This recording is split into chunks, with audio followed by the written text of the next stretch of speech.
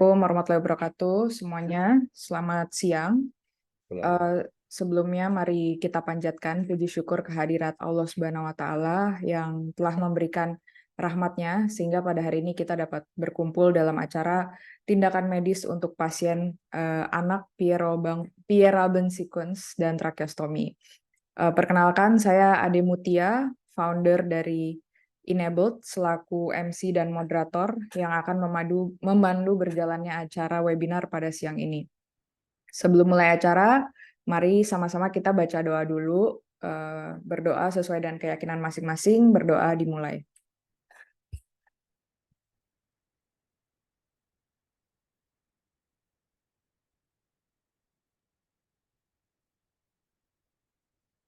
Berdoa dapat diakhiri, sebentar ya, saya bikin dipin dulu. Nah, oke, sebentar. Ya, sebelumnya saya mau bacain dulu profil dari pemateri kita kali ini, Bapak dan Ibu sekalian.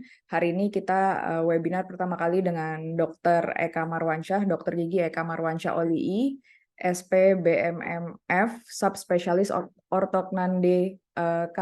Maaf ya Dr. Eka ya kalau ada salah penyebutan. Dr. Awan ini memiliki latar belakang pendidikan sebagai sarjana kedokteran gigi dari Universitas Pajajaran pada tahun 2005, lalu kemudian Dr. Awan juga mendapatkan gelar dokter gigi dan spesialis bedah mulut dari universitas yang sama. Dr. Awan memulai karirnya sebagai dokter gigi pada tahun 2009 sampai 2010 di Taluda Public Health Gorontalo. Kebetulan Gorontalo adalah hometown atau kampung halaman dari saya dan Dr. Awan juga. Kemudian tahun 2015 sampai 2018, Dr. Awan berperan sebagai dokter spesialis bedah mulut di Rumah Sakit Awe Syarani, Samarinda, dan sekarang berpraktek sebagai dokter spesialis bedah mulut di Rumah Sakit Dr. Hasan Sadikin Bandung. Di sini saya lihat ada juga pasien dari Jakarta yang berobat ke Rumah Sakit Dr. Hasan Sadikin Bandung ke Dr. Awan. Seperti itu. Oke, jadi tanpa berlama-lama lagi, langsung saja kita sambut pemateri kita, Dr. Awan. Dokter, udah siap? Ya, siap. Okay. Ini saya izin share screen ya. Ya, boleh. Kak Tia, sebentar. Ya. Silakan, Dok. Apakah sudah terlihat? Ya, udah kelihatan. Thank you. Oke, jadi saya langsung mulai aja ya. Jadi pada hari ini, alhamdulillah, terima kasih atas undangannya dari Enable, Katia, dan teman-teman dan tim. Hari ini saya akan membawakan materi sedikit saja mengenai tindakan medis pada pasien anak PRAS dan tracheostomy. Jadi sebelumnya kan tadi memang sudah dijelaskan ya sama Katia.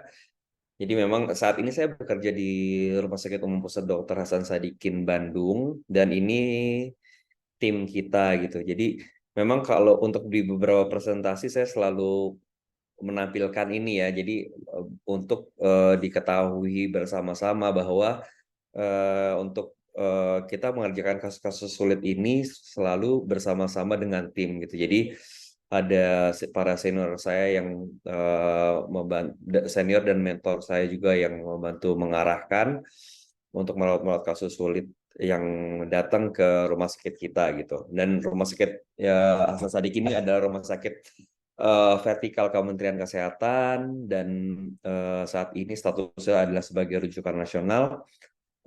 Dan departemen kita juga menjadi center dari ortognatik dan osteodestruction dari seluruh Indonesia, kemudian trauma center, onkologi, dan reconstruction center gitu. Jadi memang sangat beragam sekali pasien-pasien yang datang ke rumah sakit kita ini gitu.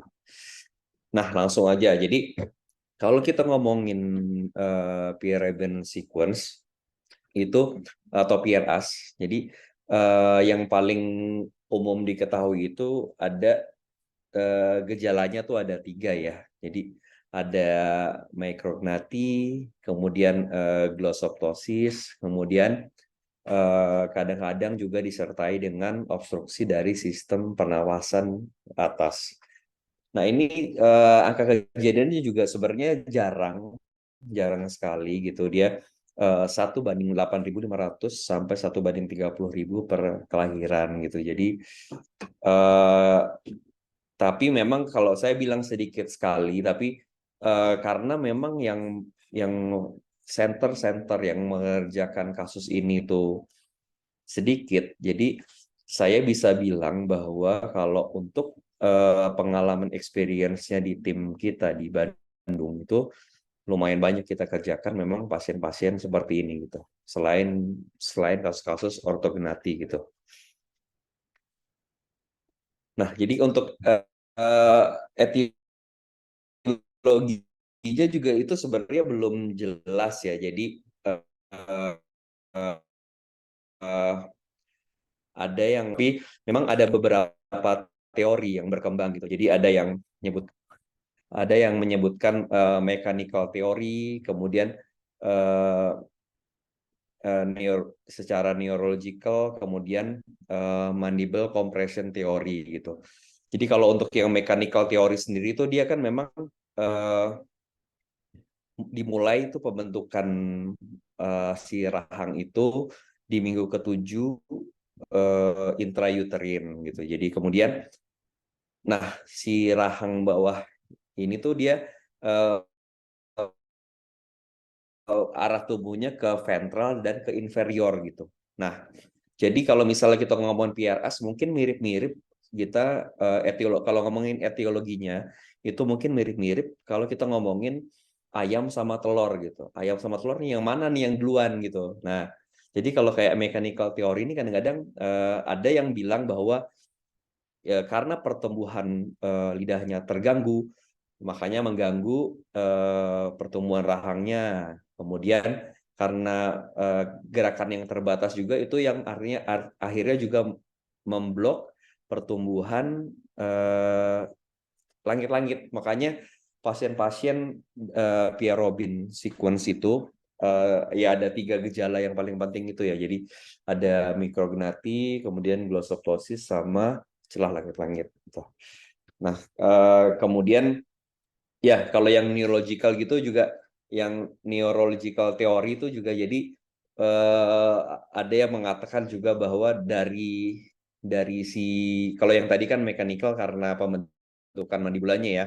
Kalau yang neurological tuh ada yang bilang tuh dari lidahnya dulu karena lidahnya perkembangan yang nggak bagus. Jadi dia menahan pertumbuhan mandibula, kemudian menghalangi penutupan antara lempeng palatal yang sebelah lateral gitu. Jadi ada celah di lateral. Kemudian teori yang ketiga tuh mandible compression teori gitu. Jadi ya karena external force sedemikian rupa, jadi si bayinya itu posisinya fleksi. Jadi si dagunya nempel ke dada gitu. Karena nempel ke dada itu yang bikin karena compression itu yang membuat si mandibelnya itu tidak tumbuh sebagaimana mestinya gitu. Jadi karena tidak tumbuh sebagaimana mestinya dia akan memberikan pengaruh ke yang lain-lain. Jadi efeknya ke glossoptosisnya dan ke celah langit-langitnya.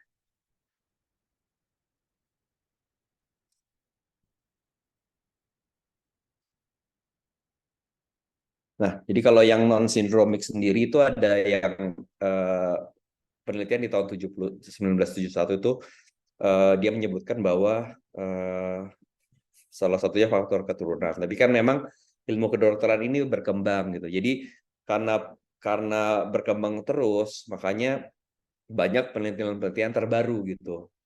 Yang tadi, jadi ada 3 teori yang tadi, kemudian saat ini mungkin orang-orang udah mulai nyebutin tentang mutasi gen gitu.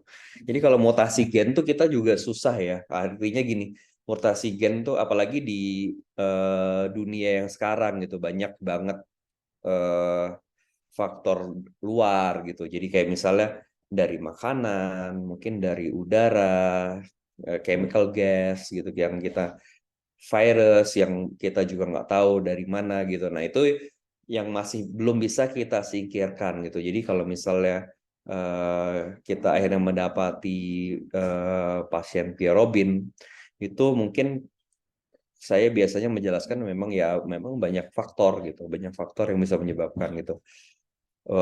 Yang utama memang yang tadi 3 teori yang saya sebutkan, tapi memang banyak faktor-faktor lain yang mungkin sampai saat ini kita masih belum tahu itu.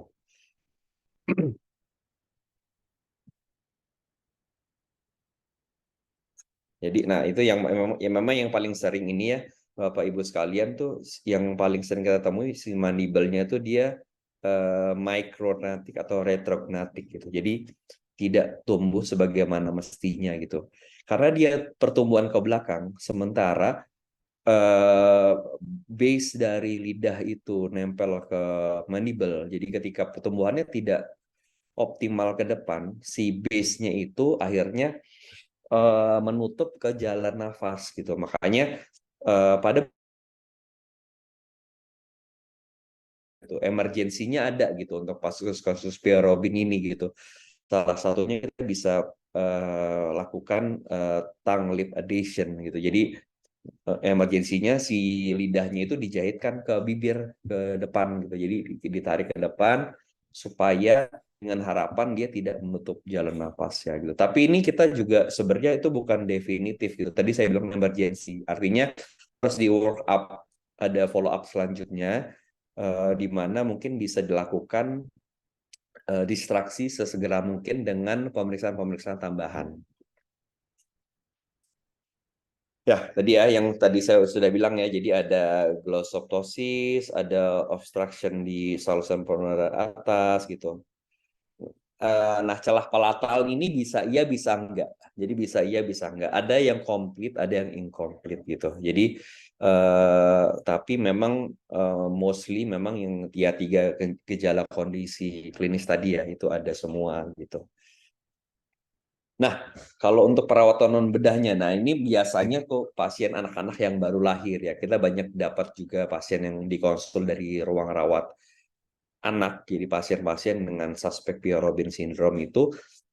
Jadi ya perawatan yang bisa kita ada, jadi perawatannya tuh ada non bedah dan bedah gitu. Kalau non bedah gitu, pasien bisa kita eh, lakukan. Jadi instruksi yang awal dilakukan dengan posisi yang tengkurap atau lateral atau miring gitu. Jadi kenapa kita sarankan ke posisi ini? Jadi posisi tengkurap dan miring ini si mandibulanya itu secara alami akan berada ke depan gitu. Jadi dengan harapan nanti si base lidahnya juga akan ke depan, jadi sehingga diharapkan tidak menutupi jalan napas gitu.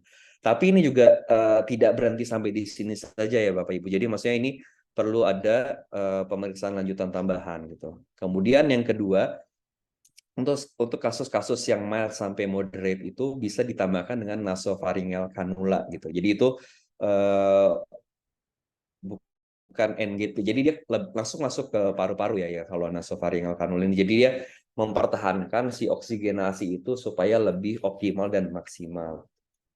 Kemudian eh, perawatan ortodontik. Jadi ini juga untuk kasus yang mild sampai moderate gitu. Jadi kalau namanya kita tuh menyebutnya kayak modifikasi pertumbuhan gitu. Tapi memang ini hanya bisa dilakukan ya kalau misalnya si anak itu memang dia sudah di periode tumbuh gigi atau periode gigi campuran gitu. Jadi baru bisa dipakein alat-alat orto ini. Nah, dan ini juga perjalanannya panjang karena dia modifikasi pertumbuhan.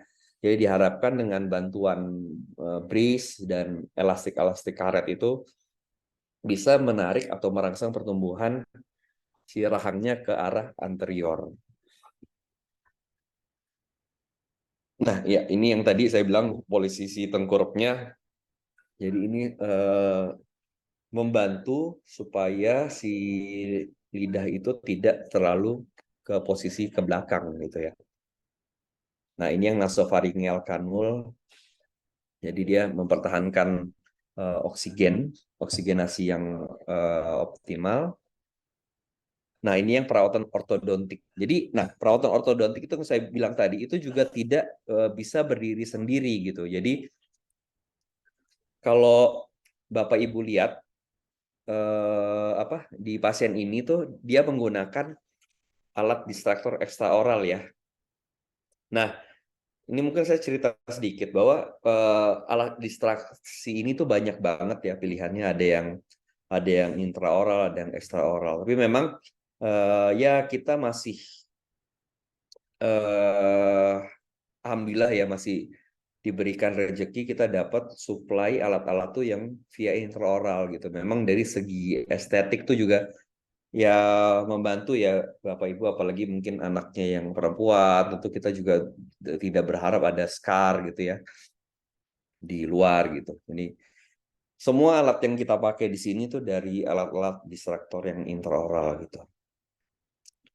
Kemudian, nah sama juga ini kalau misalnya ekstraoral tuh kadang-kadang gini ya, ada kendala karena dia posisi tidur atau misalnya dia apalagi anaknya aktif gitu, kadang-kadang suka ditarik-tarik sendiri dengan tangannya ya. Jadi itu agak susah gitu. Tapi kalau posisi di dalam mulut itu relatif lebih aman Bapak Ibu sekalian.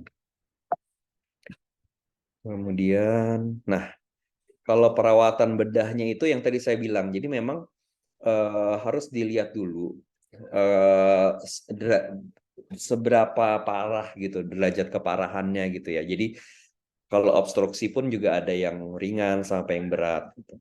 Jadi kalau misalnya masih ringan, jadi bisa dilakukan dengan perawatan non bedah itu juga itu dulu. Tapi kalau misalnya di tengah perjalanan, misalnya ditemukan kelainan-kelainan yang lain, misalnya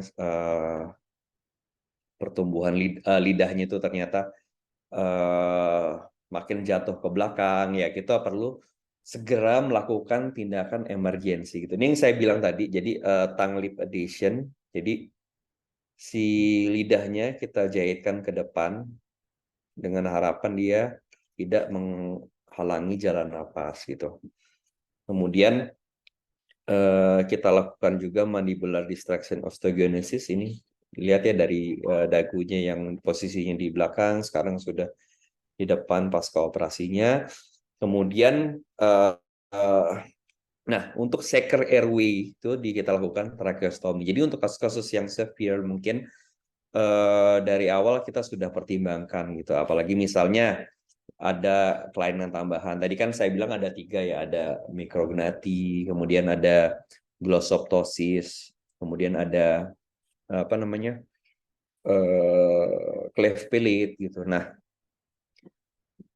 ada juga yang disertai dengan kadang-kadang ada laringomalacia juga gitu. Nah, itu yang mungkin sedikit banyak bisa memperberat gitu. Jadi kita fokusnya kalau untuk merawat anak-anak dengan PRAS ini, jadi memang kita tuh concernnya di airway ya Bapak Ibu. Jadi dari namanya aja tuh hurufnya kan A ya. A itu kan yang pertama gitu. Jadi airway gitu. Jadi kita fokusnya ke airway. Jadi untuk Secor airway itu ya salah satunya memang memang ya kelihatannya memang berat ya Bapak Ibu. Saya juga bisa mengerti gitu. Karena ini ya tapi selama ini kan kita life saving ya. Kalau life saving artinya ya salah satu yang bisa kita lakukan adalah tracheostomy gitu. Jadi nanti ketika prioritasnya udah berubah gitu, kita life saving udah aman, baru kita pertimbangkan untuk perawatan lanjutan gitu. Jadi yang penting si anaknya nih oke dulu lah, optimal dulu keadaannya. Jadi untuk perawatan selanjutnya seperti itu.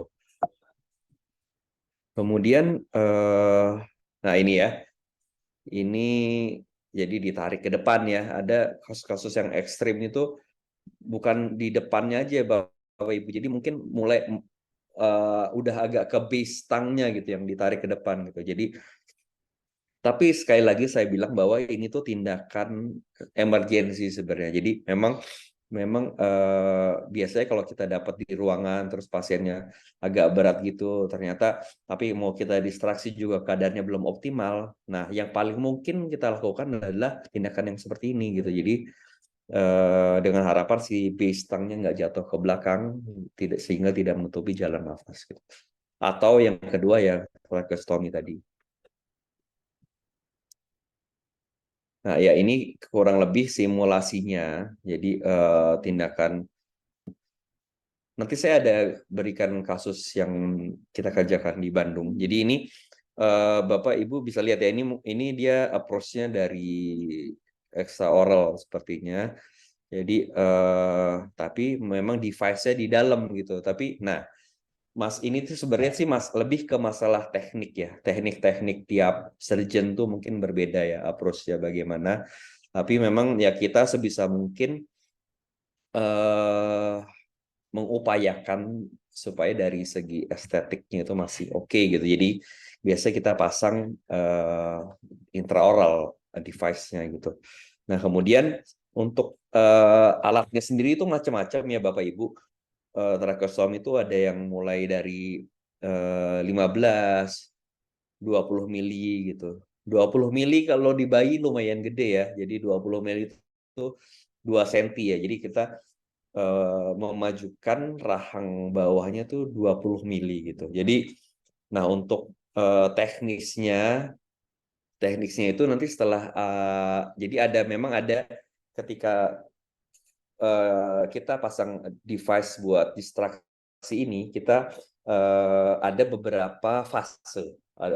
Jadi ada fase laten, fase aktivasi, kemudian fase konsolidasi. Jadi fase laten tuh di mana ya pas hari H kita kerjakan. Jadi eh, kita separate si mandible-nya, kemudian kita pasang distraktornya gitu. Nah, kalau kemudian kita tunggu dulu 5 sampai 7 hari, kemudian kita masuk ke fase aktivasi. Nah, di fase aktivasi ini kita mulai lakukan ini pemutaran device gitu. Nah, pemutaran device tuh memang dari pabriknya sih memang dia satu putaran itu untuk 0,5 mili gitu. Nah, targetnya itu 1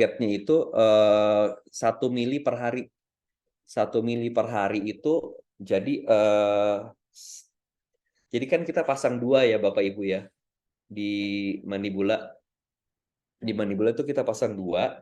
Nah, itu nanti kanan kiri. Nah, itu harus sejajar dan arahnya harus sama gitu. Vektornya harus sama gitu kan. Jadi kita nggak mau juga kan nanti sisi kanannya ke arah mana, sisi kirinya ke arah mana. Nah, kita pengen dia tuh tumbuhnya benar-benar ke anterior gitu, anterior dan inferior gitu. Jadi setengah putaran, 2 putaran per hari gitu tiap sisinya. Nah, untuk targetnya itu biasanya kita mengikuti memang yang umum itu di 15 sampai 20 gitu. Jadi kalau 15 let's say itu berarti kita butuh waktu 2 minggu gitu. Kalau 20 mili berarti kita butuh waktu 3 minggu. Tapi gini, kadang-kadang gini, saya bisa mengerti kesulitannya bahwa ini kan alat benda asing ya, dipasang di bayi, pasti kadang-kadang tuh anaknya rewel lah, sariawan biasanya gitu yang paling umum. Nah, biasanya kita kadang-kadang kita agak ini nih, agak modifikasi sedikit ya. Jadi kadang-kadang kita nggak terpaku di 1 mili gitu putarannya. Jadi kadang-kadang biasanya kita 3 putaran atau 1,5 mili gitu. Jadi untuk mendapatkan hasil yang lebih cepat lagi gitu. Jadi biar si anak juga. Nah, kadang-kadang di kamar operasi itu juga memang dari awal udah kita majuin 5 mili gitu. Jadi misalnya kita punya device yang 20 mili. Jadi biasanya kita udah majuin dulu tuh di kamar operasi 5 mili gitu. 5 mili. 5 mili nanti jadinya kita tinggal butuh 2 minggu lagi untuk mencapai ke 20 mili gitu.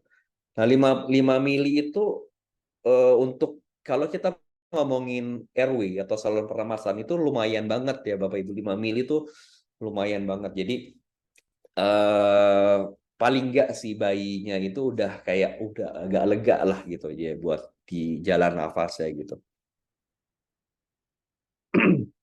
Nah, kalau tracheostomy yang tadi saya bilang, memang ini salah satu tindakan yang bisa kita lakukan untuk men-secure airway gitu. Jadi dia ya untuk dia dia untuk ke life savingnya oke banget gitu. Jadi Jadi ibaratnya kita tuh membypass semua kelainan yang ditemuin di pasien itu yang di area atas gitu. Jadi kita membypass kelainan-kelainan itu supaya dia RW-nya bagus gitu. Kenapa RW bagus ini penting banget? Karena kan untuk pertumbuhan dan penyembuhan itu pasien-pasien tuh butuh oksigenasi yang baik juga ya Bapak Ibu sekalian. Jadi itu juga penting gitu. Itu juga penting untuk ke selnya, ke otak gitu.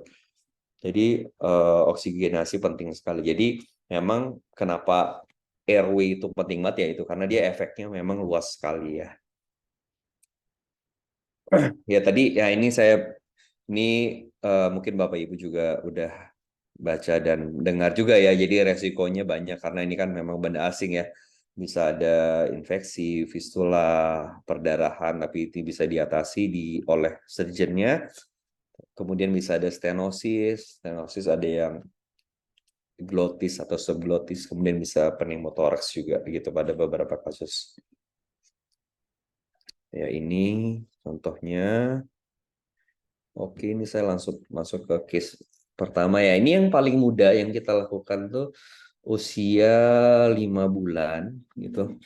Jadi memang pada eh, orang tuanya juga tidak pernah ada riwayat jatuh pada saat hamil, nggak pernah minum obat-obatan yang keras atau jamu-jamuan gitu. Ada riwayat celah bibir di laki-laki dan keluarga juga nggak ada gitu. Tapi ini alhamdulillah anaknya berat badannya bagus. Kalau kita lihat secara klinis dia kurang lebih tidak ada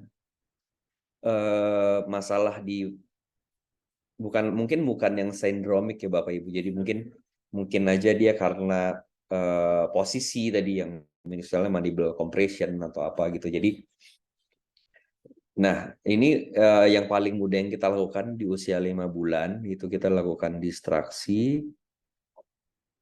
Nah ini alatnya kita jadi dia ada hypoplasia mandible, ada palatosisis incomplete gitu.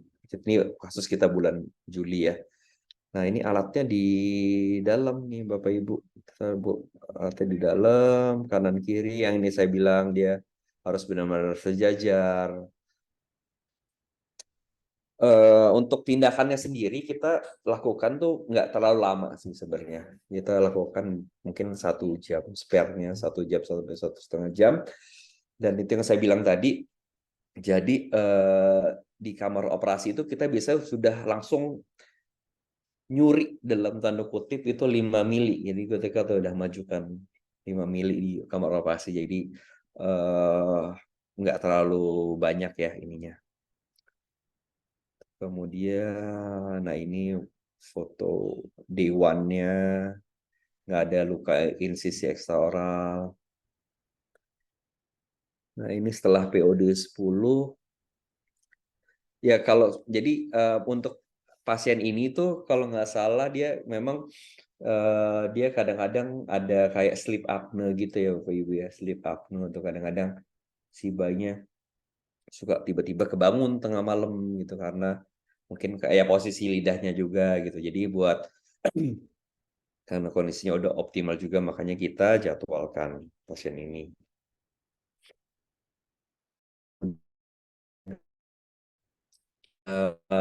Bayi ini usia 10 bulan gitu.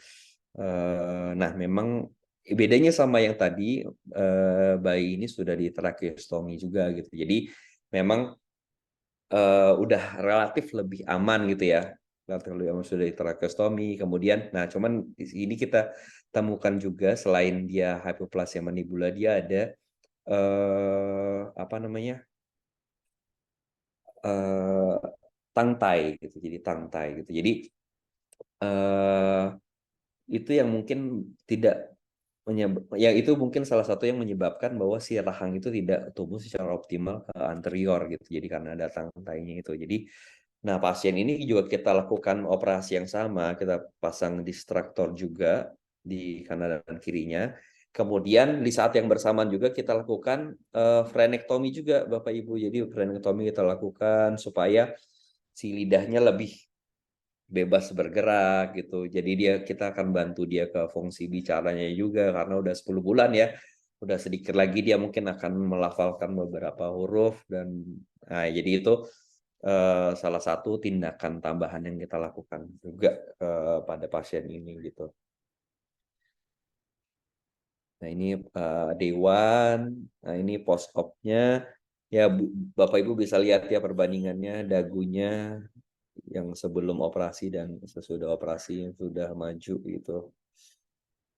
Ini yang paling baru kita kerjakan dan masih ada beberapa calon pasien lagi yang masuk dalam antrian kita gitu. Memang ya saya harus cerita saja gitu terus terang ke Bapak Ibu sekalian bahwa memang ini kan tindakannya di cover di National Insurance kita ya di BPJS kita. Cuman memang eh, karena memang alatnya tuh agak pricey juga gitu. Jadi kita selama ini memang kita pakai alat-alat. Jadi kita tuh banyak sister hospital juga, ada benchmark hospital dari Hong Kong, dari Belanda yang dengan apa?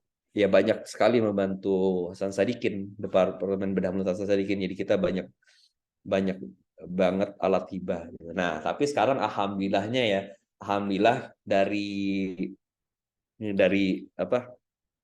Maksudnya ini untuk kasus gini saya masih bisa bilang alhamdulillah ya, alhamdulillahnya tuh ya kita sekarang tuh dari ada vendor apa? Vendor plate kita itu yang sudah bisa menyediakan si distraktornya. Jadi kita nggak perlu nunggu lama atau nggak perlu misalnya nunggu hibah seperti itu. Jadi kita sekarang udah lebih apa ya, lebih longgar lah, lebih longgar gitu. Jadi antrian pasien juga mudah-mudahan nggak terlalu lama lagi gitu. Seperti itu Bapak Ibu. Nah, ini kenapa saya ini kalau Bapak Ibu lihat ada Railin gitu. Jadi saya ya mungkin sedikit berbagi ya ke Bapak Ibu sekalian bahwa Rail ini nama anak saya yang nomor 2 gitu. Lah itu anak saya nomor 2. Nah, dia ini tuh juga lahir dengan apa namanya? Ada congenital problem lah gitu. Dia lahir dengan hernia diafragma gitu. Yang memang sudah kita ketahui sebelumnya ya, sudah kita ketahui sebelumnya di minggu ke-20 Railin itu dengan tapi kan kita juga pengen work up juga gitu. Nah, ini pentingnya pemeriksaan sebelumnya ya kayak apa namanya feto maternal itu. Jadi ketika kita mengetahui suatu kelainan di janin, kita itu sudah bisa menyiapkan skenario terburuk ketika si anak ini lahir gitu. Nah, ini yang disiapkan untuk Railin jadi Railin ini lahirnya di Hasan Sadikin ya. Jadi kenapa saya pilih Hasan Sadikin karena memang ya, tim dokter yang terlangsung membawa Railin itu ke Hasan Sadikin gitu dan dia dengan kondisinya dia yang apa namanya congenital hernia diafragma itu menyebabkan dia harus dioperasi di hari kedua gitu. Nah, ya jadi saya maksudnya ya saya bisa maksudnya saya ngomongin anak saya juga itu karena saya bisa bilang ke Bapak Ibu bahwa ya saya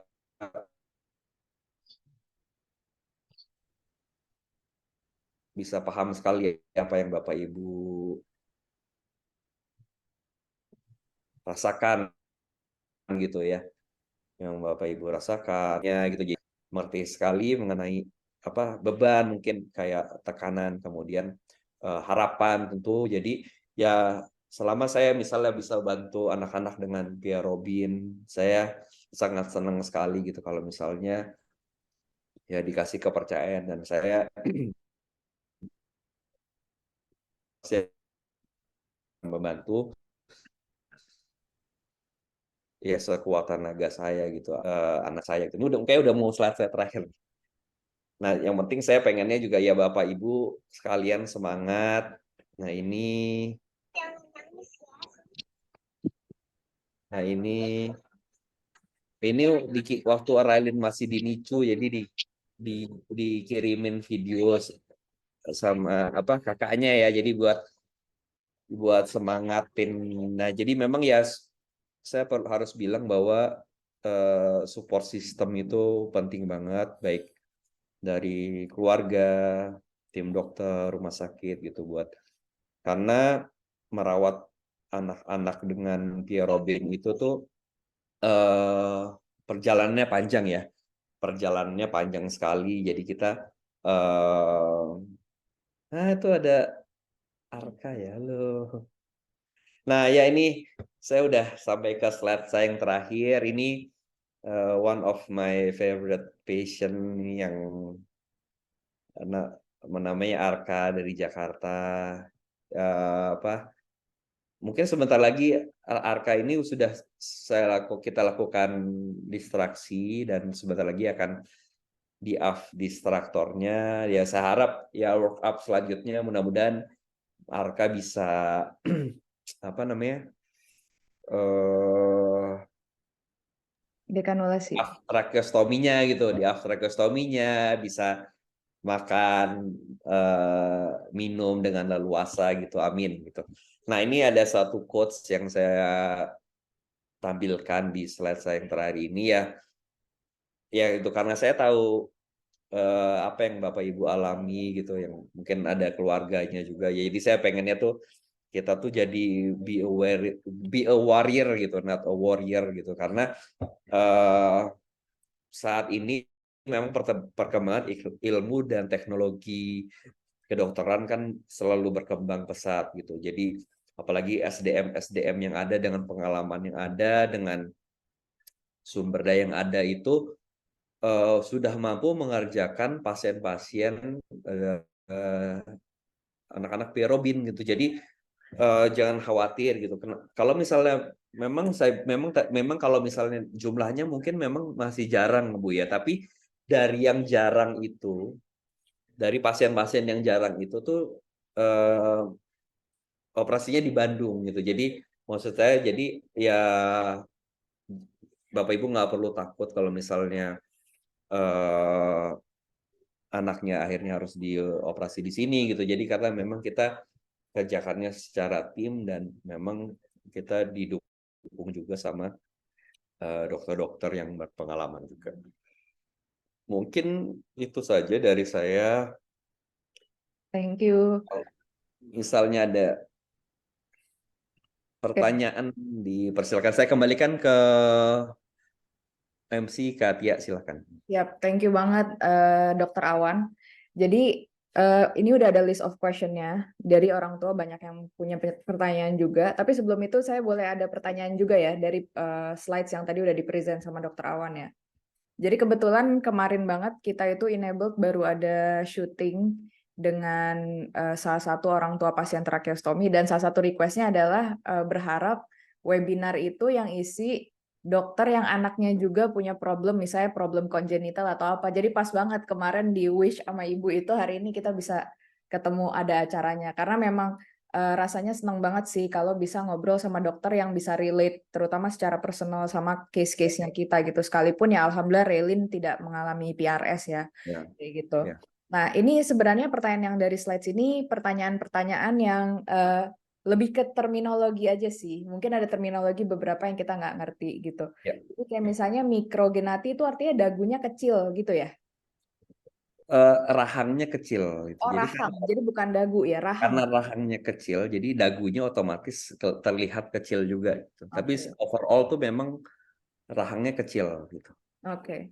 Itu kalau yang glosoptosis itu apa ya, Dokter Awan ya? Sorry ya, Nah, pertanyaan orang tua nih. jadi glossoptosis itu memang dari si lidahnya itu yang jatuh ke belakang gitu. Hmm.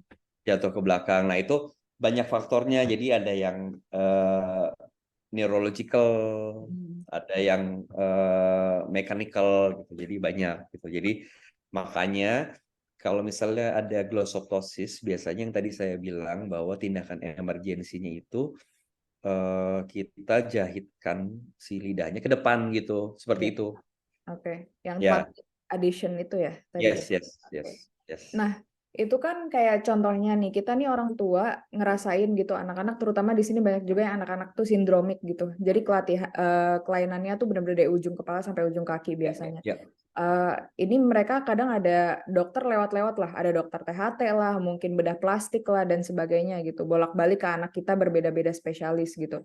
ya. Sebenarnya yang bisa menegakkan bahwa anak kita nih mikrogenati atau glossoptosis itu tuh sebenarnya siapa sih? Apakah itu bisa tegak hanya dikatakan oleh bedah mulut atau misalnya ada dokter THT lewat lalu misalnya ngomong gitu, Bu, ini saya curiga anaknya PRS deh. Itu sebenarnya yang negakin tuh siapa sih? Oke, Heeh. oke. Jadi gini, jadi memang kalau kita ngomongin PRS itu kan dia nggak bisa berdiri sendiri di satu cabang ilmu saja gitu. Jadi Iya. bukan karena semua semua bagian itu punya eh, mungkin ada kompetensinya juga gitu. Iya. Jadi, nah untuk mengetahui bisa untuk menegakkan diagnosa secara klinis atau enggak, yaitu semuanya bisa, Hmm. semuanya bisa. Memang semua punya kompetensinya gitu. Tapi memang sekali lagi saya bilang bahwa ini kan kita nggak kerja sendiri gitu. Jadi pasti kita butuh yang lain juga gitu. Karena kalau misalnya kerja tim itu ya sebenarnya lebih enak juga gitu ya dari sisi pasien, dari sisi operator. Artinya gini, kalau dari sisi operator itu, dari sisi surgeon ya, dari sisi surgeon tuh kan kalau kita ngerjain kasus-kasus sulit tuh kadang-kadang kita kan ada ya stress levelnya juga ya Bapak Ibu. Jadi ketika kita bisa kerjaan secara tim tuh kita bisa bekerja lebih fresh juga karena banyak kepala dan banyak pemikiran gitu.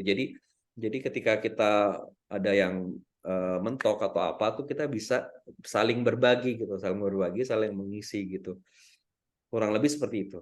Oke. Iya, karena memang kejadiannya nih kalau kita ngomongin kejadian di rumah sakit ya, itu bahkan dari tahun 2018 anak saya lahir sampai yang kasus sekarang-sekarang pun yang anak-anaknya baru lahir, itu salah satu kebingungannya itu juga gitu sih. Jadi Ya, ketika anak kita lahir lalu banyak dokter spesialis, ya, kadang kan memang setiap rumah sakit koordinasi dokternya beda-beda ya ya, kayak gitu. Dan itu memang jadi memusingkan orang tua juga tuh kadang kayak ya. misalnya oh nih tadi tiba-tiba ada dokter apa lewat gitu. Sebenarnya ini anak saya PRS beneran atau enggak gitu. Tapi ya semoga ke depannya setiap rumah sakit kita koordinasinya bisa lebih bagus lah. Sama tadi ada soal PRS, dokter Awan itu katanya mungkin ke develop bahkan dari dalam kandungan anaknya ya. Ya, Maksudnya dari mereka di dalam kandungan ya. ya. Jadi apa? Jadi kan ada yang mechanical teori gitu ya. Iya, heeh. Oke, jadi kalau yang kadang-kadang ada yang polyhydramnion juga yang Iya, misalnya, polyhydramnion. itu kan Air ketubannya banyak ya. banyak. Nah, maksudnya itu yang saya bilang. Jadi kalau misalnya segala sesuatu tuh mungkin ya harusnya ya secukupnya aja ya. Jadi kalau ketika dia jadi lebih banyak itu Mm-mm. kan itu mengganggu juga ke refleks penelanan gitu. Jadi selama di intrauterin itu kan si bayi itu kan ada mulai belajar nelen kan ya, Iya, mulai heeh. nelen. Nah, ya itu. Jadi ketika banyak tuh mungkin dia sedikit kesusahan. Jadi dia developnya nggak terlalu bagus gitu dan berefek ke yang lain-lain. Iya. Oke. Begitu. Sama ini masih ada beberapa pertanyaan terkait terminologi, nggak apa-apa ya Dokter Awan ya. Mandibula tuh Ya, apa ya. tuh? Itu apa pipi atau apa rahang atau apa ya? Tadi Itu ada tulang istilah. rahang bawah. Oh, rahang bawah ya. Oke. Oke, rahang bawah. Dan tadi ada istilah-istilah kayak intraoral itu sebenarnya ya peralatannya ada di dalam ya, Ya Dokter betul. Awan ya, Di dibandingkan yang dalam. di luar ya. Oke, Hmm. oke. Jadi sebenarnya gini, di sini nih banyak anak-anak tuh yang didiagnosa misalnya tracheostomi karena obstruksi jalan nafas atas seperti itu ya. Berarti sebenarnya kalau ada anak dia didiagnosa misalnya ada obstruksi jalan nafas atas gitu. Biasanya itu kita didatengin sama dokter THT misalnya kayak gitu. Ada baiknya juga nggak sih orang tua sebenarnya konsul ke dokter bedah mulut misalnya untuk memastikan mungkin obstruksinya dari mana gitu atau seperti apa? Ya, jadi ya itu saya bilang. Jadi kan kita kerjanya as a team ya. Ya. Jadi memang ketika dari mereka sudah menentukan diagnosa apa, misalnya ada obstruksi atau lari ke Malaysia. Nah itu nanti tiap-tiap departemen tuh, kalau misalnya di Bandung biasa kita kita kadang-kadang kita rapatin gitu. Jadi kita ada joint conference gitu antara beberapa bagian.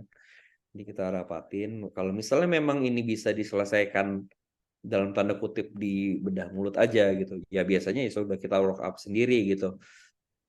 Tapi memang yang paling utama itu ya Bapak Ibu sekalian tuh RW ya. Jadi saya bilang tadi RW gitu, Secure RW gitu. Jadi Secure RW ya kalau misalnya memang itu dilakukan oleh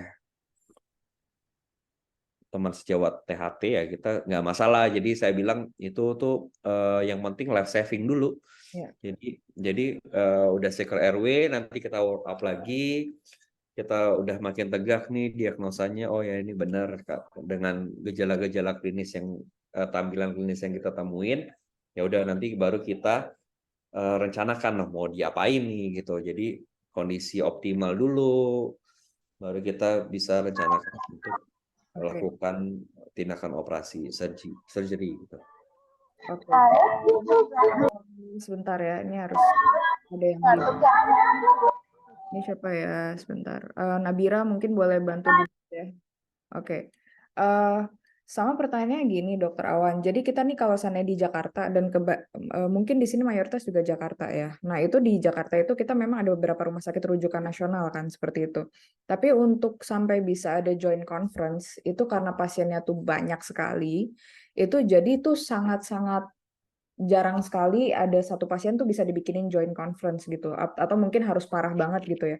Tapi kalau seandainya di RSHS sendiri, apakah menjadi sebuah prosedur gitu setiap rumah sakit, setiap pasien yang sindromik gitu, perkara tingkat severity-nya berapapun tapi sindromik, apakah itu memang selalu dilakukan joint conference seperti yang tadi Ya, Dr. Awan mention? ya berarti biasanya memang kalau yang sindromik artinya kan ada kelainan Lebih tambahan dari lain. satu. Nah itu biasa kita konsultasikan gitu ke Hmm, bagian yang lain juga. Jadi Oke. kita lebih komprehensif ya ngelawatnya.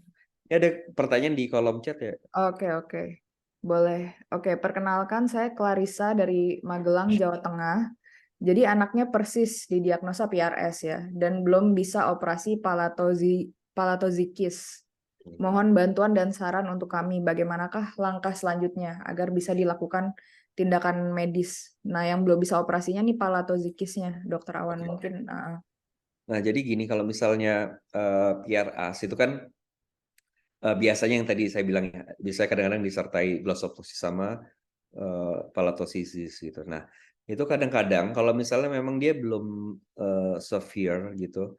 Nah, itu memang bisa ditunda dulu ininya untuk penutupan celah langit-langitnya gitu. Karena ya sebenarnya memang ideal untuk penutupan celah langit itu kan di 18 bulan ya kita mulai tutup itu. Nah, tapi kita harus pertimbangkan juga kondisi mandibelnya gitu. Jangan sampai ibaratnya gini, ibaratnya kalau misalnya eh, kita kita tutup celahnya, kalau misalnya ternyata itu malah menghalangi aliran udara yang masuk gitu ya. Nah itu juga kita kan nggak mau hal itu terjadi gitu. Jadi baiknya memang kita lihat dulu nih. Kalau misalnya memang dari pemeriksaan klinis dan penunjang lainnya itu dia harus distraksi dulu, ya udah kita mau coba distraksi dulu anaknya Bapak Ibu gitu. Jadi kita distraksi, kemudian nanti setelah distraksi nanti kita lihat lagi wait and see. Kalau misalnya memang eh, sudah optimal semua, distraktor udah dilepas, baru kita coba boleh lakukan penutupan secara langit-langit gitu. Jadi memang ya saya tuh kan selalu apa ya maksudnya eh encourage gitu, positif, saya pengennya kan positif gitu. Jadi maksud saya gini, jadi ketika anak eh, dengan PRAS, dengan ada celah langit-langitnya, nah itu memang sudah sedemikian rupa ya Bapak Ibu sekalian dalam tanda kutip sedemikian rupa. Jadi ya itu tuh memang dibikin celahnya itu karena dia mengkompensasi si lidahnya itu yang mundur gitu. Jadi biar dia napasnya tetap enak gitu. Kebayang nggak kalau misalnya udah mundur, terus celahnya nutup, nah pasti dia akan sesek gitu napasnya gitu. Nah, jadi kalau saran saya mungkin boleh nih distraksi dulu ya, distraksi dulu. Misalnya lidah udah maju, mandible udah maju, baru nanti kita lihat, nanti baru kita next-nya baru kita pertimbangkan buat nutup celahnya gitu. Mungkin seperti itu ya, Katia. Oke, jadi distraksi dulu, baru penutupan celah Ya, gitu. saran saya seperti itu, tapi saya harus lihat dan periksa pasiennya juga dulu gitu, Iya, iya, biar harus lebih konsul pasti langsung lagi. ke dokternya untuk dilihat Yes, langsung gitu. yes, yes, Thank you, yes. thank you. Ini kalau seandainya nih, tadi ada contohnya prosedur mandibular distraction yang osteogenesis seperti itu ya, kan itu dimajuin sekian mili gitu. Di sini ada orang tua akhirnya melihat case salah satu pasien tracheostomy juga tertarik untuk bawa anaknya tuh ke Bandung. Karena mereka melihat pakai alat yang intraoral tadi yang di dalam mulut seperti itu. Itu berarti kalau seandainya mereka lagi menjalani prosedur itu, mereka harus stay di Bandung dong ya? Karena harus dimajuin per hari gitu ya? Atau gimana? Oh, Eh, oke. jadi biasanya gini, itu jadi memang ini saya harus bilang nih salah satu keterbatasan kita juga. Kadang-kadang kita harus berdamai dengan keadaan ya, maksud saya gini, maksudnya keadaan yang ketersediaannya tuh kadang-kadang alat distraktornya nggak sesuai kebutuhan kita gitu. Sebenarnya kayak kita butuhnya 20 mili, tapi kok yang ada cuma 15 mili. Tapi kan maksudnya kita kan juga pengen tuh ya secepatnya ya dilakukan. Nah, Ya. jadi kalau misalnya let's say kita 20 mili. Jadi kita biasanya kan tadi saya bilang di biasa di kamar operasi itu kita udah ngambil dulu tuh 5 mili di luar udah maju. Maju. Nah, itu jadi kan sisanya 14 mili ya, artinya 14 minggu. Nah, itu eh, memang pasien tuh diminta di Bandung gitu karena biasanya ada kalau misalnya mungkin kalau udah agak besar kayak pas kita punya pasien yang udah agak besar usianya. Nah, itu bisa tuh pasiennya putar sendiri di rumah. Hmm. Jadi putar sendiri di rumah bisa gampang sekali kok itu. Cuman memang ya kita mungkin terkendala kalau pasien-pasien bayi itu kan agak susah ya karena buat mutarnya harus dipegangin, terus mungkin alatnya juga ada di dalam, kadang-kadang gitu. Jadi yang memang sebaiknya sih di sama operatornya lah minimal gitu. Kadang-kadang ini juga kadang-kadang kayak putaran tuh juga ngaruh gitu. Kadang-kadang ada yang kita instruksinya mutarnya ke kanan, nanti pasiennya mutarnya ke kiri ya, gitu kan jadinya nggak sinkron ya. Jadi Ya. misalnya yang kanannya maju, yang kirinya mundur. Nah, kita kan pengennya dua-duanya eh, maju gitu. Jadi seperti itu. Jadi memang kalau misalnya stay di tempat operasinya sampai apa? Sampai eh, putarannya selesai, artinya 2 minggu itu selesai, saya saranin memang di Bandung gitu. Jadi kalau misalnya ada apa-apa kita gampang walk up-nya. Ini kalau tindakan-tindakan kayak yang tadi itu mandibular ya mandibular restriction seperti itu ya. Itu sebenarnya di daerah lain kayak contohnya nih Magelang ada yang nanya, itu sebenarnya apa udah common juga ya kayak gitu? Apa mereka harus pindah ke Bandung untuk Nah, tindakan ya tersebut? jadi gini sebenarnya itu ya ini saya harus akuin bahwa memang kan kasusnya jarang ya Kak Tia. Jadi memang para dokter bedah mulut yang akhirnya ngambil spesialisasi subspesialis lagi untuk yang apa ortognathi dan osteodistraksi ini memang nggak terlalu banyak gitu. Nah, jadi memang selama ini di Indonesia tuh kan hanya 12 orang gitu dan Ya, yang mengerjakan distraksi pada khususnya tuh cuman hanya di saat ini itu hanya di Bandung gitu. Jadi ya, ya ya. itu sebenarnya saya harus bilang itu ada masalah sih sebenarnya Ya. karena belum pemerataan gitu sih. Jadi memang masalahnya kompleks sekali gitu. Tapi kalau misalnya dari Magelang ke Bandung kan nggak terlalu jauh ya Ya, sekarang. ya. Maksudnya apalagi udah Mm-mm. ada tol nih sekarang. Jadi misalnya Ya. Kalau misalnya mau konsultasi dulu, mau via online juga nggak apa-apa gitu, karena ya maksudnya saya bisa ngerti karena misalnya mungkin anaknya kondisinya kurang optimal atau gimana, jadi mau konsultasi via online juga dipersilahkan. Oke. Ini kan kalau yang alat intraoral itu yang di dalam, itu berarti dipakainya hanya sampai target majunya tuh sampai ya, Dokter Awan ya? Atau Ya dia harus betul. kayak seumur hidup pakai itu Jadi sebenarnya? jadi nanti sudah tercapai nih Nah, keinginan kita, maju. misalnya maju 20 miliar ya udah maju 2 senti. Alat itu kan kita diamkan dulu karena dia harus melewati fase konsolidasi kan. Jadi dia si tulangnya benar-benar bagus dulu baru kita buka. Nah, udah jadi nanti setelah itu baru nanti kita lihat perkembangan, mungkin harus dipantau tuh perkembangan gigi geliginya juga gitu, karena ya salah satu kekurangan distraksi ini kan karena kita pasang alat di tulang rahang ya, tulang rahang bayi lagi apalagi ya umur 5 bulan 10 bulan. Nah, otomatis itu secara tidak langsung akan mengganggu pertumbuhan dan perkembangan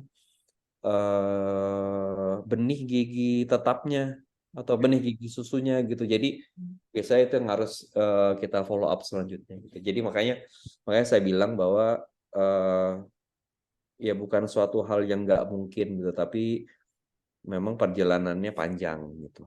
Dan ya kita sama-sama lah, yang maksudnya keluarga juga harus semangat terus. Jadi kalau keluarganya semangat, dokternya tuh juga semangat gitu.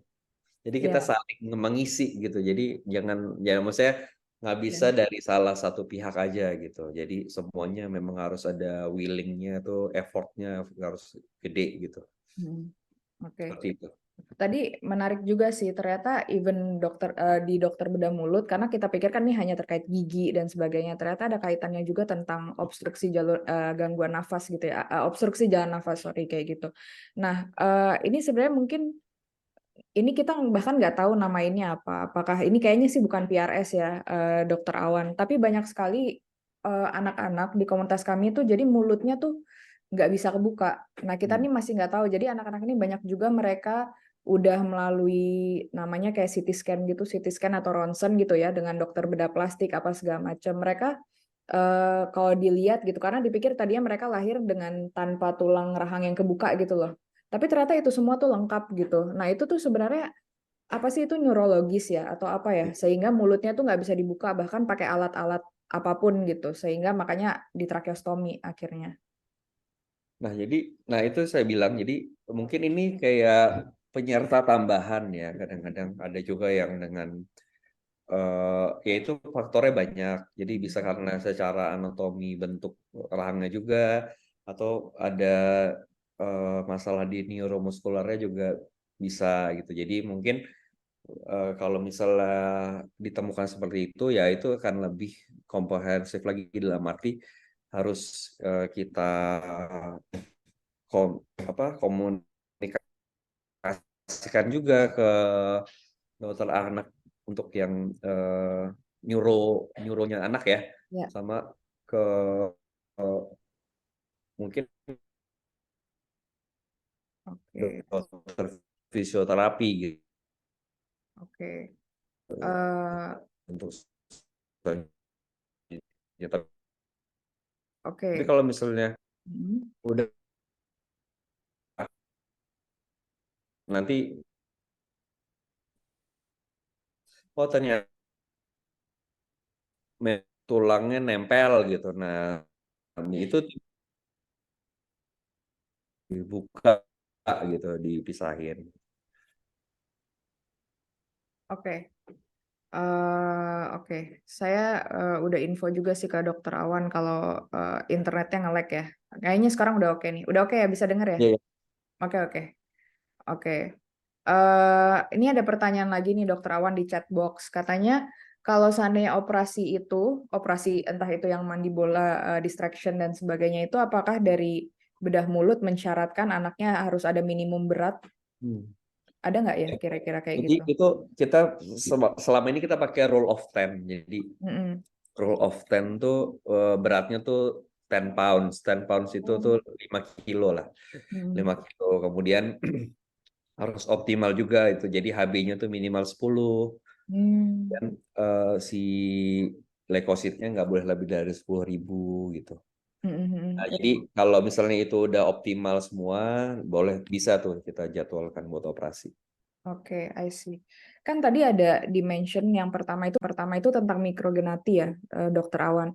Sebenarnya apakah semua kasus mikrogenati itu harus dioperasi atau sebenarnya ada mikrogenati yang bisa kita biarin aja gitu? Oh ya ya ya. Heeh. Ya, jadi ada yang tadi saya bilang, jadi tergantung, ada yang mild, ada moderate, ada severe gitu. Kalau yang mild ya mungkin kita nggak perlu tindakan bedah gitu. Jadi misalnya dia lebih ke konservatif aja gitu, fisioterapi, posisi apa, tidur yang tadi ya, telentang prone gitu, Hmm. atau misalnya dia ada tambahan nasopharyngeal stent gitu tadi gitu. Ya, Nah, tapi kalau misalnya yang kadang-kadang yang severe ya, yang severe itu, nah itu baru baru kita harus mungkin lebih lebih fokus lagi gitu buat nanganinnya gitu, karena masalahnya kan mungkin bisa lebih banyak daripada yang mild gitu. oke. Nah, PRS ini kan ternyata kan ada berbagai macam kondisi kan. Jadi ada cleft palate-nya ada, jadi di langit-langitnya bermasalah, misalnya di dagunya ada masalah, obstruksi jalan nafas juga. Jadi apa sih yang harus dilakukan ketika anak kita itu didiagnosa PRS gitu? Apakah dia harus engage dengan dokter bedah mulut atau mungkin dengan tadi contohnya yang RW, dokter THT, apa yang harus dilakukan orang tua?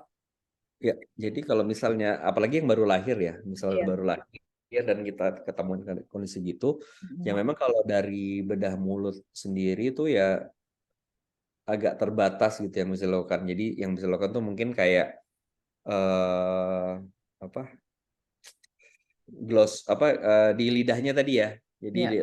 eh, tongue lip adhesion itu yang bisa kita lakukan. Nah, kemudian nanti kalau misalnya sudah lebih optimal lagi kondisinya, ya baru kita bisa pertimbangkan buat distraksi gitu. Nah, tadi saya bilang bahwa memang kadang-kadang nggak semua sih di tracheostomy ya, Kak Iya. Tia gitu. Dan kadang-kadang ada yang ya dia mandibulanya kecil aja gitu, tapi Iya. mungkin ya si lidahnya base of tongue-nya tuh nggak nutupin jalan napas gitu. Hmm. Nah, kecuali memang disertai sama itu dan ternyata dia salah satu pilihannya nggak bisa buat nge-bypass itu, kita butuh segera tracheostomy ya, mau nggak mau nih ya, mau nggak mau tuh memang ya harus dilakukan tracheostomy. Tapi ya sekali lagi saya harus bilang tuh kan, ya sebenarnya tracheostomy itu bukan akhir dari segalanya ya gitu. Iya. Maksudnya gini, jadi jangan berpikir oh kalau udah di tracheostomy itu udah Selesai. berat atau gimana gitu. Tapi itu harus dipikirkan juga bahwa ini salah satu life saving gitu. Sama juga kayak anak saya waktu, kan dia lama ya di NICU itu sampai 55 hari gitu. Karena dia susah napas ya. Nah, itu salah satu efek dari pemakaian ETT jangka panjang itu, karena kan dia selalu harus pakai selang ETT ya Iya. untuk menjaga RW-nya. Nah, salah satu resiko pemakaian ETT jangka panjang itu adalah Promosi. stenosis gitu. Nah, stenosis itu bisa di supraglotis, di subglotis gitu. Nah, itu kan macam-macam. Nah, sebenarnya dari awal juga anak saya itu memang disarankan buat di tracheostomy gitu, karena si stenosisnya tuh hampir 90% gitu. Jadi Nutup banget ya. cuman udah tinggal kayak sedotan kecil aja gitu. Nah, itu kan bahaya ya, jadi bahaya. Nah, untung aja ya, ini masih masih untung juga ya gitu, masih untung juga tuh akhirnya kita dapat tempat di harapan kita yang dokter anaknya tuh bisa lakukan prosedur, Ablation bukan. ya prosedur apa, Besar ya. invasif ya, jadi di laser gitu. Si stonosisnya di laser ya, memang nggak akan selesai dalam waktu satu kali prosedur, satu kali kunjungan, tapi beberapa kali kunjungan. Untuk kasus anak saya itu dia 4 kali gitu, 4 kali, sorry sorry, 3 kali tindakan, yang tindakan keempatnya tuh alhamdulillah udah clear gitu, jadi sudah nggak perlu dilakukan laser lagi gitu. Oke. Nah, ini kan seringkali anak PRS itu di Jakarta setelah didiagnosa PRS, dia di tracheostomi setelahnya. Yang mana itu masalah obstruksi jalan nafas atasnya itu solve lah kayak gitu. Ya, Nah, ada efek negatif jangka panjangnya nggak kalau seandainya dia setelah di tracheostomi nggak kita apa-apain nih bagian atasnya, jadi lidahnya nggak kita apa-apain, rahangnya nggak kita treatment misalnya, ada nggak ya. efek negatif jangka panjangnya?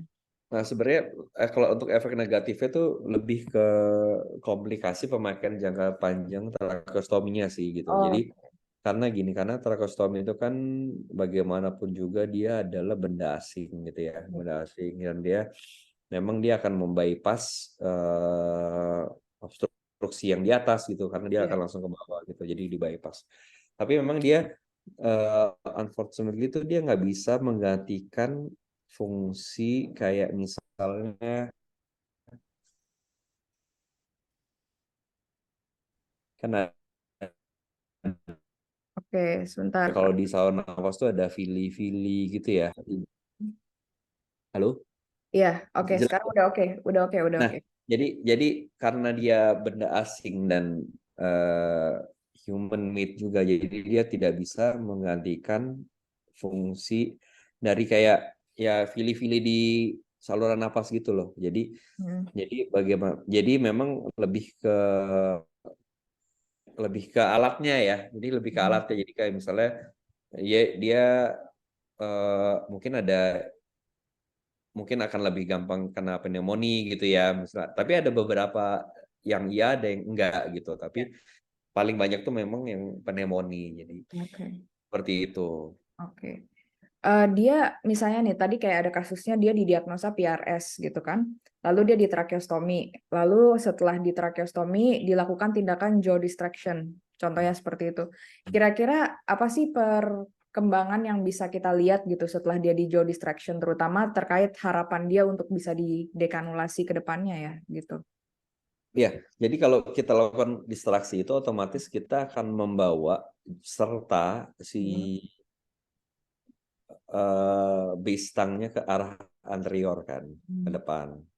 Nah, itu juga akan membawa serta, jadi kita akan melebarkan juga si saluran napasnya itu Hmm.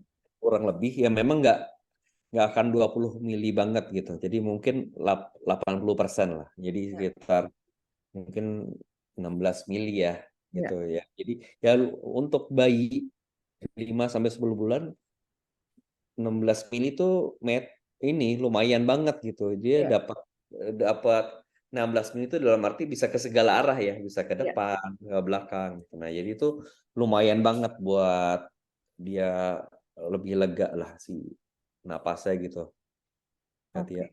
oke. Kalau seandainya nih anaknya dia sudah selesai osteodistraksi mandibula gitu. Lalu perlu pemeriksaan apa ya untuk memastikan bahwa anaknya itu lidahnya udah nggak jatuh lagi ke belakang dan sudah tidak ada lagi obstruksi jalan nafas akibat dari lidah yang jatuh ke belakang gitu. Nah, biasanya sih kita konsul juga ke THT buat menilai itunya ya, Mm. menilai saluran napas atasnya. Hmm. Nah, kemudian kalau untuk jatuhnya lidah yang jatuh ke belakang, jadi kan si base stangnya itu kan nempel ke rahang Langit bawah. Jadi biasanya. Oh, oke. jadi ketika dia maju tuh dia akan otomatis ngikut sih sebenarnya. Hmm. Jadi dia biasanya sih nggak akan balik lagi ya. Oke. Mm. Jadi dia tetap on position sebenarnya. Itu bisa kelihatan dari anak yang ngebuka mulut aja sebenarnya kelihatan ya. Jadi nggak perlu ada Kelihatan, tindakan invasif apa lagi gitu yang kelihatan sih, oh kelihatan. oke oke oke. Ya Oke. biasanya yang paling gampang tuh kadang-kadang kan yang tadi kalau ada sleep apnea kadang-kadang ya. Iya. Nah, biasanya pasien-pasien kita tuh yang misalnya tadinya tidurnya agak ngorok anaknya, nah Hmm. setelah distraksi itu udah nggak ngorok lagi gitu. Yang paling gampang kelihatan sih itu sebenarnya. Oke. Nah, Gitu. ini pertanyaannya ada yang agak general nih. Jadi dia tanya gini, katanya kalau seandainya mau cabut gigi anak spesial, Hmm. itu harus ke rumah sakit apa bisa ke dokter gigi BPJS? Harusnya sih bisa ya, Dokter Awan ya. Bisa, bisa. Bisa ya, oke oke. Ini saya lihat lagi list of question-nya. Oke, sebentar ya. Oke, kenapa bisa ada anak yang dia diagnosa PRS-nya itu setelah umur 1 tahun dengan keluhan suka keluar makanan yang padat dari hidung, tapi untuk Hmm. makanan yang cair aman, tidak keluar di hidung.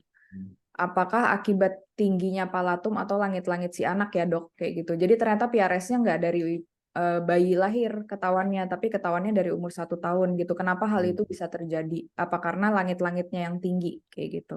Oke, jadi kadang-kadang tuh gini juga, kadang-kadang si langit-langitnya tuh nggak komplit gitu ya, Kak Tia. Jadi Ya, celahnya tuh incomplete gitu. Kadang-kadang tuh bisa juga. Jadi, nah itu kadang-kadang makanya sering salah tafsir juga gitu bahwa eh, kok baru ketahuannya sekarang. Sebenarnya bukan baru ketahuannya sekarang sih. Jadi mungkin karena dia incomplete, kemudian makin dia tumbuh si celahnya itu kan artinya akan melebar gitu ya. ya.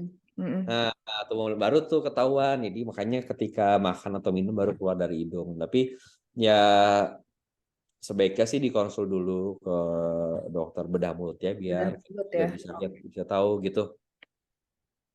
Oke.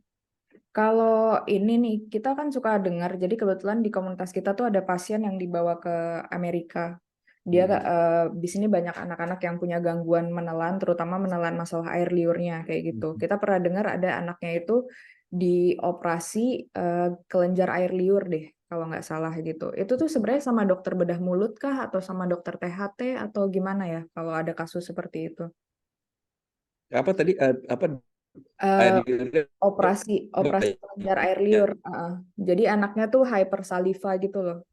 Anaknya hypersaliva atau air liurnya Ya, tuh Mas. bahkan nggak ketelen. Oh, oke oke. Heeh. Ya, Itu sebenarnya ya. apakah ditindak Jadi sama ya kalau juga gitu ya? misalnya hipersalivasi itu kan banyak juga ya penyebabnya gitu. Jadi Iya. ya bisa neurological juga gitu karena memang aktifat. Nah, yang perlu kita ketahui itu dari kan kelenjar kelenjar air liur kan banyak ya. Hmm. Jadi misalnya kita bisa bisa tahu nih yang mana yang kayak dari tipe ludahnya kayak gimana gitu. Jadi yang nah sebenarnya kita bisa aja ngangkat si kelenjar itu kan ada beberapa yang bisa kita ambil. Ya. Nah, cuman itu saya pikir juga sebenarnya nggak akan terlalu menyelesaikan masalah juga karena itu tadi masih banyak kelenjar-kelenjar lain kan kelenjar ada yang minor ada yang mayor gitu. Nah, yang minor kan kalau nggak diambil tuh terlalu banyak gitu. Jadi pasti dia juga tetap akan memproduksi Air liur yang. air liur gitu. Hmm. Betul. Oke oke. Paling bisa dikasih obat-obatan yang mungkin pasiennya juga udah dapat obat-obatan yang untuk menghambat produksi adio juga sepertinya ya. Iya iya. Iya sebelumnya dapat Gitu. obat-obatan, cuma katanya terlalu Ya, keras, akhirnya di treatment seperti itu gitu. ya, ya, ya. Ya, Ya. jadi itu bisa jadi pilihan dan itu bisa bisa kita ambil kok. Oke. Ya, jadi ini selanjutnya, oke, ini sebenarnya cuma kayak mungkin minta doain aja kali ya. Mohon konsultasi untuk anak kami, katanya operasi langit-langit, kondisi PRS sampai umur 7 tahun saat ini belum bisa dioperasi. Ya, semoga bisa dioperasi ya, Bu ya. Ini nggak tahu juga dari daerah mana, tapi ternyata kayaknya kebanyakan case-case bedah mulut dibawanya ke RSHS juga ya, Dokter Awan ya. Ya, ya betul Oke, betul. Jadi apalagi kalau sekarang udah pakai BPJS ya, jadi kita bisa terima BPJS dari seluruh Indonesia. oke, oke. Jadi yang penting di online kan dari PPK ke Hasan Sadikin kita bisa terima gitu. Oke, ini tinggal beberapa pertanyaan terakhir. Jadi ini ada kasusnya nih khusus. Jadi lidah anak kami ini sangat kecil. Rahang Hmm. bawahnya tuh berbentuk V-shape atau Hmm. mengerucut. Nah, Ya. apakah tindakan yang tepat untuk anak kami? Apakah lidahnya bisa tumbuh membesar bila rahangnya dilakukan pembedahan? Itu bisa membesar sendiri kah gitu kalau seandainya si rahangnya dilakukan pembedahan? Nah, saya belum ada pengalaman kalau dari Oke. kecil ke besar. Tapi Mm-mm. kalau dari yang besar kita kecilin kita pernah ada kasus itu, ada Oh. 2 kasus gitu. Nah, tapi gini, kalau misalnya tadi kita bisa work up buat mandible ya, gitu artinya kita bisa biasanya dia ngikut sih karena itu kan nempelnya di mandibula ya si Mm-mm. basisnya itu basis lidahnya gitu. Lidahnya. Ya cuman ya gitu saya harus lihat dulu pasiennya. Oke. Eh, ke boleh kalau misalnya dekat-dekat di Jakarta dan sekitarnya boleh ke Bandung atau misalnya mau online dulu konsultasi boleh. Oke. Ini ada anak, dia ini sebenarnya udah mau melakukan tindakan untuk sumbing langit-langitnya, cleft palate-nya. Nah, tapi ini karena anaknya kondisinya drop-drop terus, jadinya diundur-undur terus operasinya. Sebenarnya Karena apakah kenapa? operasi, Anaknya kan? jadi anaknya ada cleft palate, ada sumbing langit, dan mau dilakukan tindakan operasi. Tapi karena anaknya kondisinya drop, jadinya operasinya diundur-undur terus. Eh, halo? Kedengeran ya? Oke, sebentar ya. Oh, udah kedengeran ya, Dokter Awan ya sekarang ya? Ya, ya. Ya, jadi anaknya ini dia kondisinya drop terus, sedangkan dia udah ada rencana untuk operasi sumbing langitnya. Nah, ibunya nih nanya, karena nih diundur-undur terus, bahaya nggak? Apa ada batas umur maksimal untuk dilakukan operasi sumbing langit seperti itu? Oke. Jadi memang kalau early-nya tuh di 18 bulan. Hmm. Tapi cuman kita tuh perlu pikirkan ya tadi yang saya bilang memang kondisi optimal itu yang paling penting gitu. Ya, Jadi sebenarnya ini kan tidak sito ya, tidak segera gitu. Tapi memang lebih ke masalah nanti fungsi pengecapan ya, sama fungsi penelanan, fungsi bicara gitu. Nah, tapi memang yang jadi jangan gini, kadang-kadang kalau ya maksudnya saya bisa mengerti bahwa orang tua kan pengen problemnya tuh cepat selesai. atasi gitu ya. Cuman Bapak Ibu harus pikirkan juga bahwa kalau ya tadi saya bilang bahwa ini sebenarnya sih dalam keadaan kutip itu tidak segera gitu. Jadi Ya, yang paling penting itu kondisi anaknya, bayinya tuh sehat, optimal dulu gitu. oke. Jadi kalau itu udah ya udah nanti biasanya sih karena gini, karena untuk ini kan operasi juga bukan operasi kecil, operasi Hmm. besar. Jadi eh, untuk operasi besar itu kita butuh kondisi yang optimal juga gitu. Jadi jangan sampai kita udah operasi udah susah, tapi kondisinya nggak optimal, nanti akhirnya berhubungan sama penyembuhan lukanya yang nggak terlalu baik gitu. Iya. Tapi Jadi itu kurang lebih gitu. nggak ada maksimumnya ya, Dokter Awan ya. Misalnya, oh Nggak sih, nggak ada, ini umur 5 tahun udah terlambat atau nggak apa? ada, nggak ada, Oke. nggak ada. Saya paling paling tua itu ngerjain umur 37 tahun ada. Oke. 37 tahun celah Oh, langit-langit. 7 tahun ya. Oh, udah ini juga Hmm. ya. Oke, oke. Eh, Sisanya Ya. itu sebenarnya pertanyaannya adalah lebih ke apakah di daerahnya, contohnya ada yang di Malang, di Magelang, dan daerah-daerah lain nih, ada yang dari Sumatera dan sebagainya, itu bisa nggak sih melakukan treatment PRS seperti itu? Tadi seperti udah dijawab juga ya sama Dokter Awan ya. Sebenarnya memang sayang sekali belum merata seperti itu dan mungkin bisa dibilang yang paling banyak case dilakukan tuh di RSHS seperti itu ya.